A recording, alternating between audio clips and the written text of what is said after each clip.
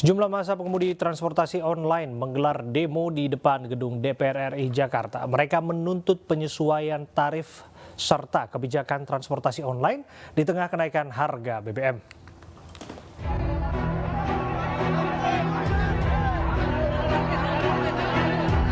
Aksi demo di depan gedung DPR RI pada Rabu sore sempat memanas. Massa aksi mengerubungi sebuah mobil yang melintas di tengah kerumunan demo. Sejumlah massa meneriaki mobil hingga membuat petugas kepolisian turun tangan agar tidak terjadi tindakan anarkistis. Belakangan diketahui, mobil tersebut adalah taksi online yang masih beroperasi dan tidak ikut dalam aksi bersama-sama massa lainnya.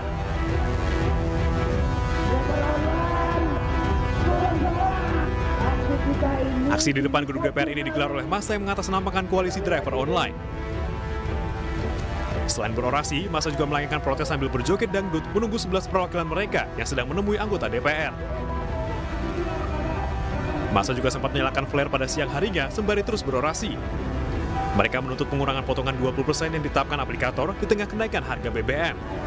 Selain itu, mereka juga meminta kenaikan tarif dasar dan kilometer bagi seluruh pengemudi taksi online.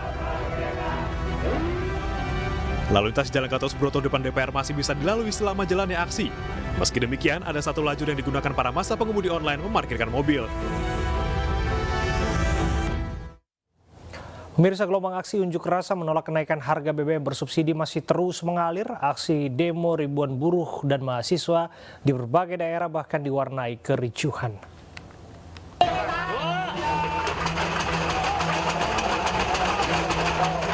Ratusan buruh dari Konfederasi Serikat Pekerja Metal Indonesia atau KSPMI berunjuk rasa di depan gedung Balai Kota DKI Jakarta menuntut kenaikan upah minimum provinsi dan menolak kenaikan harga BBM bersubsidi.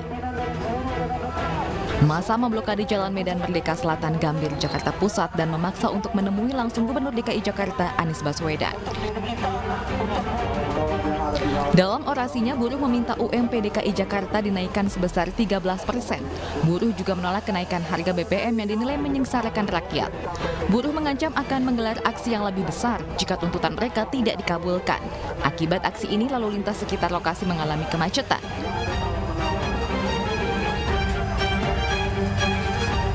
Unjuk rasa buruh menuntut kenaikan upah dan menolak kenaikan harga BBM juga terjadi di depan Gedung Sate Kota Bandung, Jawa Barat. Demonstrasi ribuan buruh ini bahkan diwarnai kericuhan. Massa aksi menjebol pagar Gedung Sate Bandung yang diadang aparat kepolisian. Kita hari ini mengingatkan kepada pemerintah Provinsi Jawa Barat agar peduli terhadap kaum buruh. Tapi jika hari ini pemerintah Jawa Barat ternyata tidak mempedulikan apa yang jadi aspirasi kita, maka kita ke depan pasti kita akan lakukan aksi yang lebih besar lagi. Sementara di Surabaya, Jawa Timur, demonstrasi mahasiswa yang menolak kenaikan harga BBM menyandra 4 pejabat Pemprov Jawa Timur.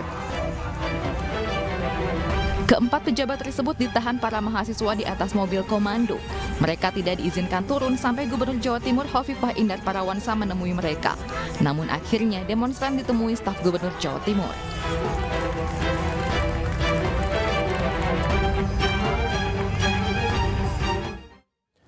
Kepolisian daerah Papua mengamankan 14 warga yang kedapatan membawa senjata tajam saat demonstrasi pendukung Gubernur Papua Lukas NMB.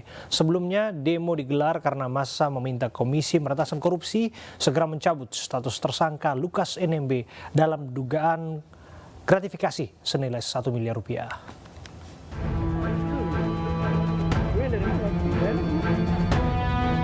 Aparat kepolisian menangkap 14 pengunjuk rasa yang merupakan simpatisan Gubernur Papua Lukas NMB.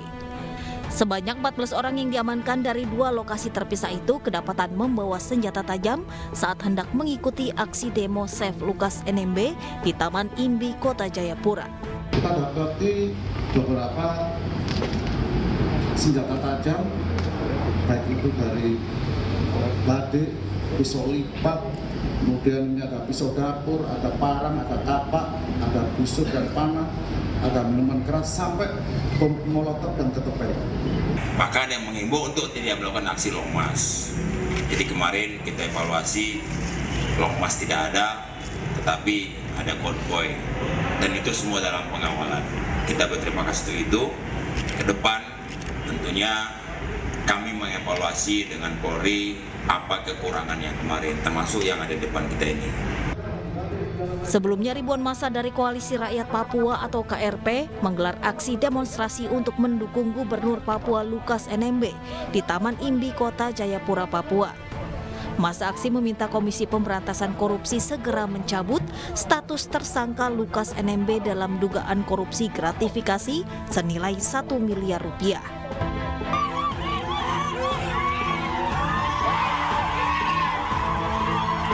Sementara itu, kediaman pribadi Gubernur Papua Lukas NMB dijaga ketat oleh ratusan warga pasca ditetapkan sebagai tersangka oleh KPK.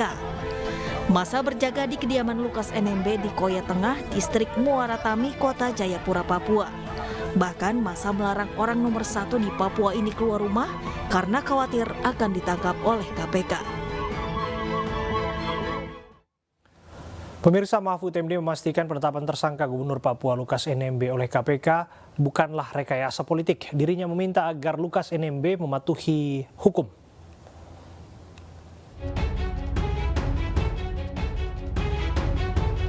Menko Polhukam Mahfud MD memastikan kasus gratifikasi yang menjerat Gubernur Papua Lukas NMB murni bentuk penegakan hukum. Mahfud juga meminta Lukas NMB untuk kooperatif dalam memenuhi panggilan pemeriksaan di KPK. Pokoknya hukum itu harus ditegakkan dan tidak boleh dipolitisir. Baik pemerintah tidak boleh mempolitisasi hukum, partai politik tidak boleh mempolitisasi hukum, massa juga tidak boleh. Hukum adalah hukum. Itu yang sedang kita lakukan di Papua. Sebelumnya, Komisi Pemberantasan Korupsi menetapkan Gubernur Papua Lukas NMB sebagai tersangka karena diduga menerima gratifikasi 1 miliar rupiah. Namun saat dipanggil KPK untuk diperiksa, politisi Partai Demokrat ini mangkir dengan alasan kesehatan. Selain itu, massa pendukung Lukas NMB di Jayapura, Papua melakukan perlawanan atas penetapan tersangka sang gubernur. KPK dan Menko Polhukam Mahfud MD meminta Lukas NMB kooperatif. KPK bahkan berjanji akan menghentikan penyidikan kasus ini jika NMB bisa membuktikan dirinya tidak menerima gratifikasi. Selanjutnya, PPATK menyatakan Lukas NMB tidak hanya diduga menerima gratifikasi 1 miliar rupiah. Aliran uang Lukas NMB juga berupa jam tangan senilai 550 juta rupiah. Jumlah rekening yang diblokir 71 miliar rupiah. Bahkan yang mengejutkan adalah Lukas NMB diduga melakukan setoran tunai ke meja judi kasino sebesar 560 miliar rupiah. KPK kini telah mengantongi identitas pihak di Singapura yang diduga terkait rekening judi milik Lukas NMB.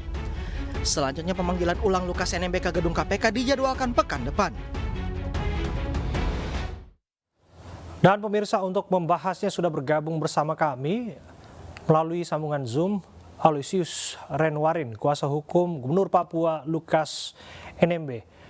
Selamat malam Pak Aloysius.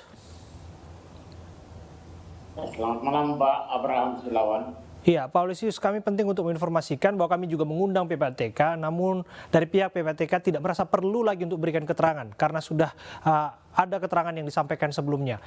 Tapi kami merasa perlu untuk menggali keterangan daripada Anda mengenai disebutkan pertama kali deh bahwa bahwa klien Anda disebutkan sakit. Sakit apa sebetulnya?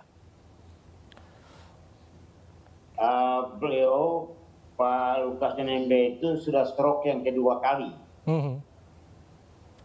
Kemudian sekarang kan dia lagi melakukan perawatan di rumahnya karena sudah waktu harus perawatan setiap 6 bulan itu di Singapura. Beliau diizinkan, memang kalau dilihat dari fisiknya kakinya sudah bengkak, juga tekanan darah tinggi sampai dengan 180. Semalam itu saya ketemu di rumahnya. Beliau nggak bisa berbicara karena masih minum obat penurunan darah tinggi dan beliau beristirahat. Begitu. Jadi kami ingin pastikan satu hal. Keterangan yang kami juga dengarkan dari Anda adalah bahwa betul yang bersangkutan sering plesir ke Singapura, mengecek kesehatan sambil juga menikmati meja judi kasino, begitu? Hanya satu kali aja dia ke meja judi itu, dan sesudah itu sudah tidak berkunjung di sana karena memang beliau kontrol karena sakit benar-benar harus dirawat di rumah sakit di Singapura. Karena bicara soal kasino sudah dimulai, artinya saya mau pastikan juga yang disampaikan oleh PPATK ada aliran dana 560 miliar setoran tunai dari klien Anda. Betul atau tidak? Sebenarnya beliau bilang jumlah itu sangat fantastis dan tidak mungkin dia bawa uang sebesar itu di Singapura atau lewat rekening. Untuk lain dia sebenarnya hanya sekali ke sana untuk main menghibur diri, untuk beristirahat di Singapura gitu. Jadi saya pikir itu sangat fantastis untuk jumlah nominal yang sangat besar. Saya pikir ketika dia sehat, saya harap pihak KPK bisa mewawancara dia, minta keterangan soal dana tersebut. Karena beliau secara gentleman bilang beliau siap ketika dia siap akan memberi keterangan kepada KPK. Ya, ini juga menarik. Anda sebutkan gentleman kalau dirasa siap untuk memberikan keterangan. Lantas mengapa ada barisan massa yang berjaga-jaga di depan kediaman beliau? Ini kayak kearifan lokal orang Papua ya, Pang. Kalau orang sakit, keluarganya tahu dia sakit, mereka kumpul berdoa dan potong babi, bakar batu di situ untuk memberikan semangat bagi beliau yang orang yang sakit, apalagi sebagai pimpinan besar Papua, dan juga mereka berdoa di sana, panggil pendeta, pastor, berdoa agar dia bisa cepat sembuh. Iya, mendoakan seseorang tak lantas membawa senjata tajam, membawa alat-alat yang dianggap membahayakan, Pak Aloysius. Karena kita sudah dengar keterangan kepolisian, bahkan sebelumnya disebutkan ada belasan orang yang ditangkap karena membawa senjata tajam dalam aksi tersebut. Bagaimana komentar Anda? Budaya Papua atau orang kalau kayak Wamena, orang itu kan di mana-mana orang bawa busur panah itu sifat kejantanan, bahwa benar-benar dia seorang laki-laki membawa busur panah atau parang atau kampak. Itu lambang seorang pria sebagai unsur laki-lakian sangat jelas sekali dalam budaya di Papua. Oke, Pak Aloysius, karena sudah disebutkan tadi ada berbagai aliran dana, ada jam tangan disebutkan yang nilainya fantastis, ratusan juta rupiah. Kemudian juga disebutkan ada gratifikasi senilai 1 miliar rupiah. Bagaimana Anda menjelaskan? Kalau jam tangan itu kan beliau ketika terbang dari Eropa mampir di Dubai dan beliau membeli, tapi tidak seharga sebesar itu, sekian dolar saja dibeli di sana, bukan sampai 500.000 rupiah, dan itu sangat fantastis sekali. Saya kira ini karena dapat KPK juga dapat informasi dari para pihak yang lain. Tidak memberikan kepastian hukum berdasarkan penyelidikan langsung ke beliau. Saya harap ketika beliau sehat, nanti beliau akan memberikan jelas secara transparan dan terbuka bagi KPK juga masyarakat Indonesia untuk jangan menuding orang Papua yang macam-macam. Kira ini hal yang sangat baik, pembelajaran hukum bagi semua tokoh-tokoh yang ada di Papua. Baik. Terima kasih atas informasi Anda, Pak Aloysius Renwarin, kuasa hukum Gubernur Papua, Pak Lukas NMB sudah hadir bersama kami.